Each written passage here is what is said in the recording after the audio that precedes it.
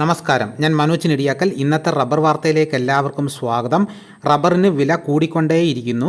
കർഷകർക്ക് ആശ്വാസം. റബ്ബർ അനുബന്ധ വ്യവസായികൾക്കായി ബ്രോക്കർമാർ വില ഉയർത്തി. ടയർ കമ്പനികളിൽ നിന്ന് ഡിമാൻഡ് ഉണ്ട്. ആവശ്യത്തിന് റബ്ബർ കിട്ടാതെ വന്നതോടെ വരും ദിവസങ്ങളിൽ റബ്ബർ വില കൂടാൻ സാധ്യതയുണ്ടെന്ന് വ്യാപാരികൾ പറയുന്നു. ചൈനയിൽ നിന്ന് ഡിമാൻഡ് കുറഞ്ഞതോടെ ബാങ്കോക്ക് വില തകർച്ച നേരിടുകയാണ്.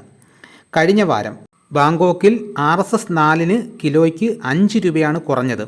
രാജ്യാന്തര വിലയേക്കാൾ RSS 4 കിലോയ്ക്ക് 15 രൂപയുടെ വർധനയാണ് ആഭ്യന്തര വില. ടാപ്പിംഗ് ഭാഗികമാണെങ്കിലും കർഷകരിൽ നിന്ന് വിൽപ്പനയ്ക്ക് റബ്ബർ വരവ് തീരെ കുറവാണ്. രാജ്യാന്തര അവധി വില China rubber kilo 169, Tokyo 182, Bangkok RSS 4 192 രൂപ. ആഭ്യന്തര വില കൊച്ചിയിൽ RSS 4 കിലോയ്ക്ക് 207 രൂപ 50 പൈസയും RSS 5 1 കിലോയ്ക്ക് 203 രൂപ 50 പൈസയുമാണ്. ഇതോടുകൂടി വീഡിയോയുടെ പൂർണ്ണമാകുന്നു. എല്ലാവരും ഒന്ന് ലൈക്ക് ചെയ്ത് സപ്പോർട്ട് ചെയ്യണം. നിങ്ങൾ ആദ്യമായിട്ടാണ് ഈ ചാനൽ കാണുന്നതെങ്കിൽ സബ്സ്ക്രൈബ് ചെയ്യാൻ മറക്കരുത്. മറ്റൊരു വീഡിയോയുമായിട്ട് ഉടനെ എത്താം. എല്ലാവർക്കും എൻ്റെ നന്ദി.